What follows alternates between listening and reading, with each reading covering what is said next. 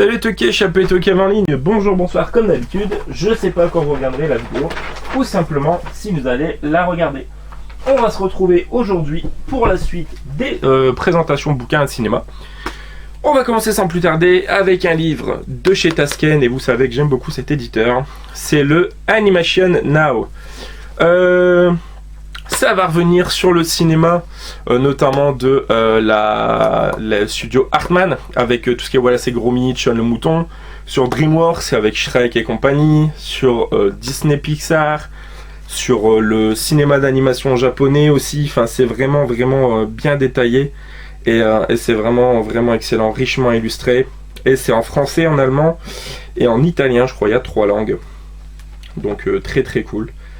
Donc là ça revient par exemple, ouais, donc ça parle un petit peu d'animé, ça parle de Koji Yamamura, donc ça doit bien évidemment parler de Hayao Miyazaki par exemple, Jonathan Hobson. Donc c'est pas des dessinateurs ultra connus, mais il y en a quand même certains qui sont bien évidemment super connus quand on parle des studios Hartman, quand on parle justement de DreamWorks et tout ça. Otogera, Nukufilm, voilà. Donc c'est assez pointu, c'est bien illustré, je l'ai eu pour pas cher, donc j'étais content de le rentrer. J'ai une belle collection de livres de chez Tasken. Et voilà, donc bien sympathique, Animation Now avec le petit Shrek en cover, donc plutôt cool. Ensuite, 2 livres indissociables les uns des autres. Alors je pense qu'elle passera pas du tout par là, mais à l'époque, Mademoiselle Latino faisait des vidéos de qualité et avait présenté 2 bouquins que je m'étais empressé d'acheter, je crois, le lendemain d'avoir vu la vidéo, qui étaient les 200 films à voir avant d'être grand, donc pour les 3 à 8 ans et pour les 9 à 12 ans. Et c'est vraiment deux super bouquins. Donc c'était édité chez Prisma, donc c'est des bouquins qui valaient 20 balles presque pièce, et que j'ai eu pour, je crois, 10-12 euros les deux sur à l'époque Rakuten ou Amazon, donc c'est vraiment bien. Et donc ça va conseiller des films, donc sur celui-ci pour les plus jeunes, où on a notamment par exemple ici Dumbo de Disney. Donc ça va faire une fiche détaillée du film, un avis global. Donc là on a Panda, Petit Panda et Nico le Petit Renne, et c'est marqué au-dessus en fonction des années, donc là c'est pour les 3-4 ans. Si on va sur les 5-6 ans, on nous conseille par exemple Réponse ou La prophétie des grenouilles. Si on va un peu plus loin, pour les 7 ans, ouais, on nous propose Anastasia, qui est vraiment très beau. On nous propose par exemple le documentaire Microcosmos et le peuple des Larmes, qui est génial, on a Mia et le Migou. Pour les 8 ans, on a Les aventures de Pinocchio et Avril et le monde truqué, donc c'est de l'animation déjà un peu plus poussée. On a Brisby et les secrets de Nîmes, donc bien évidemment Don Bluth a montré aux plus jeunes déjà d'entrée. On a Chantons sous la pluie, voilà, là on va partir sur les films plutôt, non plus que les dessins animés. Donc par exemple des 8 ans on conseille de montrer La Chèvre, pour initier à la comédie. On a L'envolée sauvage, L'étrange jeune Monsieur Jack, E.T., L'extravagant voyage du jeune T.S. Spivett. Voilà, donc très beau bouquin. Donc ça c'est le premier. Et pour les un peu plus grands, donc les 9 à 12 ans, il y a la suite. Voilà. Et ben c'est le même principe, hein. Donc quand on est sur les 9 ans, on conseille par exemple L'homme qui rétrécit, qui est vraiment génial, de Jack Arnold.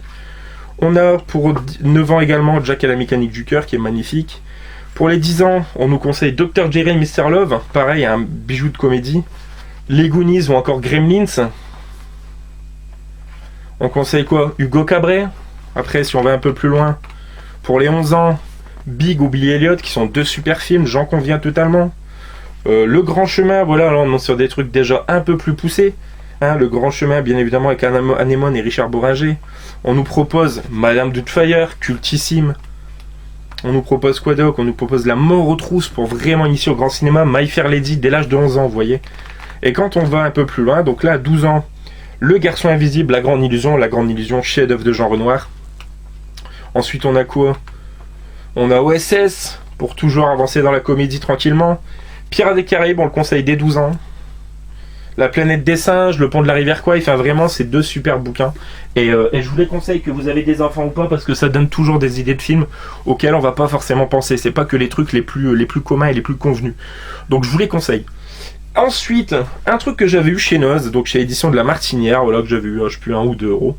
Voilà, donc c'est Hollywood, mythes et légendes, et ça va revenir sur des faits, des histoires qui ont vraiment fait parler d'Hollywood, donc notamment Arnold Schwarzenegger aurait-il pris de la gonflette, des stéroïdes pour Terminator, Woody Allen, le réalisateur, est-il coupable d'inceste? Donc ça va revenir sur tout des faits comme ça, plus ou moins graves, plus ou moins importants. Ici on a que Peg S. Whistle a-t-elle sauté ou on l'a poussé, donc par rapport à un suicide, mais je ne connais pas. Ça va sûrement revenir sur l'affaire Polanski. Marilyn Monroe a-t-on suicidé la déesse de l'amour? Voilà. Donc c'est des petits, c'est dans l'ordre du potin, on va dire, un cinéma politique FBI et un cocktail mortel pour Jeanne Seberg. Voilà, Natalia Wood, un noyade vraiment accidentelle. Enfin voilà, c'est tout des questions restées la plupart sans réponse, c'est sympathique, et voilà, je l'avais pris, donc hop. Pour terminer cette vidéo, encore 2 livres. Collection Maître du cinéma, qui est une très très bonne collecte de cahiers du cinéma. Sur Tim Burton, voilà, avec Victor Van Dort de Les Noces funèbres.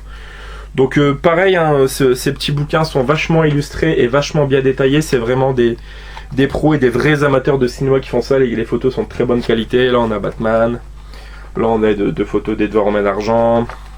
Voilà, là on a une superbe photo des Noces funèbres et Nightmare Before Christmas. Voilà, il y a du Ed Wood. Et on termine, je crois, par Sweeney Todd. Il me semble que c'est le dernier. Peut-être Alice, je sais plus. Ouais, Alice. Voilà. Donc vraiment excellent, c'est des petits bouquins qui valent une dizaine de balles, qui sont trouvables notamment dans les Cultura, dans les Fnac, dans les Furets du Nord, pour ceux qui ont un Furet du Nord.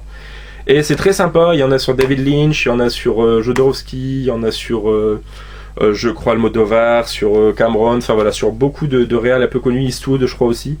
Donc voilà, les cahiers du cinéma sur Tim Burton, forcément étant grand fan de Tim Burton. Et je vous mentionnais il y a quelques secondes Steven Spielberg. J'ai eu ce bouquin, donc sur une préface de François Truffaut, édité chez Pygmalion, donc l'aventure Spielberg, que j'avais eu à 3 € en cash. Donc c'est un bouquin qui va revenir notamment sur la période Indiana Jones, E.T. les Dents de la Mer, Rencontre du troisième type, donc pré-90.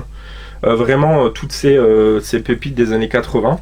Et ça va analyser en détail pas mal de séquences de films, et c'est vachement intéressant, hein, notamment Rencontre du troisième type, tout ça. Il va avoir des anecdotes de tournage, donc pour les férus d'images, c'est des illustrations que en noir et blanc, hein, c'est vraiment un livre d'époque. Mais c'est un très très très beau livre, et vachement intéressant, je vous dis, c'est vraiment bien détaillé, c'est scruté et très bien analysé, donc je vous le conseille celui-ci. C'est pas commun comme bouquin sur Spielberg, et c'est vraiment intéressant. Voilà. Fascinante anecdotique extrêmement documentée, faisant état de ses réalisations en cours et de ses derniers projets. Voici pour la première fois en France, basée en grande partie sur des propres dires et déclarations, l'histoire complète de son exceptionnel destin, tant sur le plan de sa vie personnelle que sur celui de sa phénoménale réussite pro. Donc ça revient sur ses films et c'est en partie biographique. Donc voilà, je vous le conseille. Ouais les amis, ça conclut cette vidéo une nouvelle fois, donc 8 minutes à peu près comme dernière fois, c'est pas mal comme format. J'espère que ça vous plaît, n'hésitez pas à commenter, liker, partager, et puis nous on se retrouve très prochainement avec Mr. Spalding. Ciao les toqués, ciao fucking ciao.